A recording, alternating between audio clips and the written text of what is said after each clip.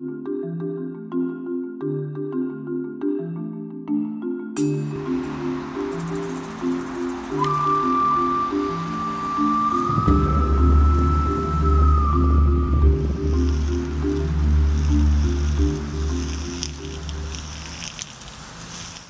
Laurent, les Templiers, c'est pas une découverte pour toi? Non. Non, hein? Combien d'éditions? C'est une crainte, mais c'est pas une découverte. C'est une crainte, mais c'est pas une découverte. 3. Ouais. 3 et puis des éditions avortées à cause de blessures abandonnées, pas pris le départ. Enfin voilà, c'est quand même les Templiers, ouais, c'est à chaque fois un gros moment. Quelle est ta meilleure place? J'ai toujours fait à peu près pareil, entre 46 et 49e, donc juste en dessous de la 50e place. Tu viens du triathlon, si je ne m'abuse. Ouais. Tu peux nous rappeler un petit peu tes faits d'armes. Tes faits d'armes? Bah écoute, ouais, je viens du triathlon, la naissance du triathlon. Donc dans les années 85, voilà, avec Yves Cordier, Philippe Métion, Georges Belaubre, voilà, le tout début du triathlon. Donc bah écoute, j'étais en équipe de France, j'ai fait les premiers championnats du monde ITU à Avignon, qui avait eu lieu en 89, où Marc Allen avait gagné. Voilà, j'ai gagné plein de courses et puis j'ai été en équipe de France pratiquement pendant toute ma période entre 85 et 90 avec Yves et Philippe Métion et toute l'équipe de l'époque. Quelle était à l'époque ta matière préférée, on va dire? Ça a toujours été la course à pied. Je viens de la course à pied. Moi, j'étais un coureur de steeple, donc ça a toujours été la course à pied. Après, le vélo et la natation se tenaient à peu près. J'étais aussi à peu près pareil dans les deux, donc mais je rattrapais à pied. Ouais. Tu suis encore l'actu du tri?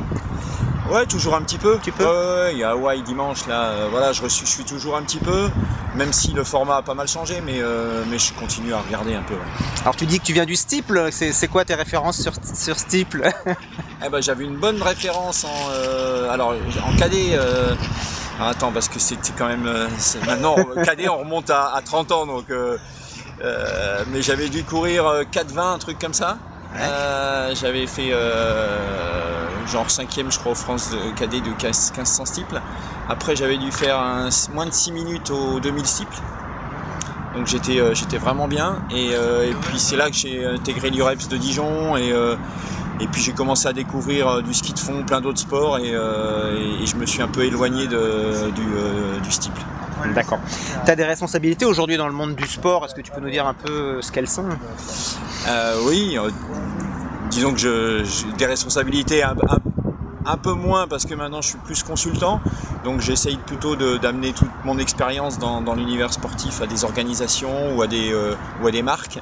Mais effectivement, voilà, là je travaille avec le groupe Amaury, sport organisation, sur tout ce qui est épreuve grand public, donc le marathon de Paris, le semi-marathon de Paris. Là je pars au Roc d'Azur mercredi pendant 4 jours, on a l'étape du Tour, voilà, je travaille sur toute cette partie épreuve grand public, sur voilà, l'expérience client et comment on organise ces courses pour qu'elles soient perçues le mieux par les coureurs. À une époque, tu as côtoyé, ou tu le côtoies encore, des athlètes de haut niveau. Tes sentiments un petit peu sur cette période et sur ce... Ah oui, bah, j'ai eu une période entre 2000 et 2004 où j'ai été l'agent de pas mal de sportifs. Stéphane Diagana, Christine Aron, Hicham El-Guerrouj, avec qui j'étais la semaine dernière. Bah, c'était une période très agréable et puis très intense quand même de s'occuper des athlètes de haut niveau parce que c'est pas mal de babysitting et donc voilà, ça a été une période de 4 ans qui s'est achevée après la double médaille d'or d'Hicham El-Guerrouj à Athènes et j'en garde d'excellents souvenirs, mais à la fois je suis content d'être passé à autre chose, même si j'ai repris un peu de service pour Maïeddine Mekissi cette année en le conseillant, mais il n'y a que lui et je dois dire qu'il est plus facile à travailler que beaucoup. D'accord. Il y a un athlète qu'il fallait vraiment choyer à l'époque, c'était lequel, celui qu'il fallait choyer le plus? Bah, c'était Hicham El-Guerrouj. Ouais. À la fois le choyer parce que c'était quand même lui qui était le plus grand athlète du groupe.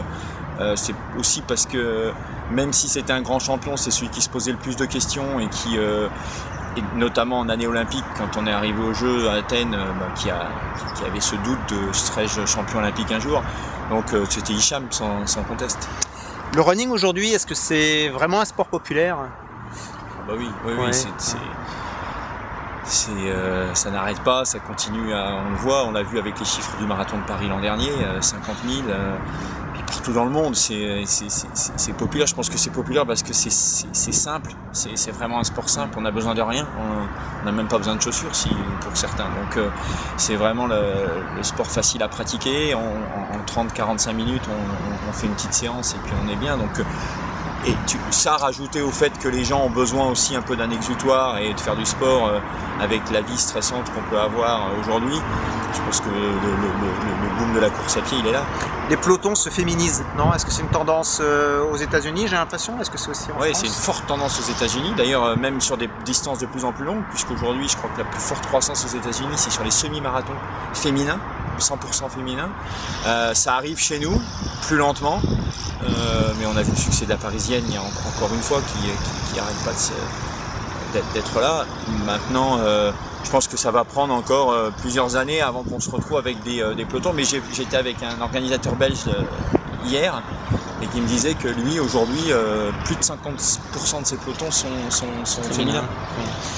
Pour terminer, Millau, les Templiers dans 3 semaines maintenant, est-ce qu'il y a des images qui te restent ou des parties du parcours vraiment que tu as envie de retrouver? Ou que oui, tu n'as pas envie de retrouver? Si, j'ai envie de les retrouver parce qu'en fait, les Templiers c'est un peu une bataille contre... Tu te bats pas contre les autres en fait, tu te bats contre toi et le terrain. Et donc c'est un peu...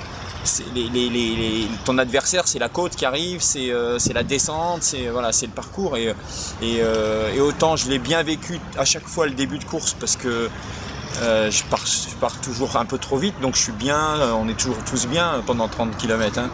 Et par contre les 40 derniers ils ont toujours été un peu plus durs, donc cette année j'ai envie d'aborder la course un peu différemment pour pouvoir vivre la fin de course de manière un peu plus agréable, même si elle n'est jamais agréable parce que on a quand même les jambes bien dures, mais au moins la percevoir de manière moins difficile que ce que j'ai pu jusqu'à présent. Après, est-ce que j'aurai c'est le discours aujourd'hui, est-ce que j'aurai la sagesse dans 3 semaines à 5 h du matin de me dire non, tu les suis pas? On verra.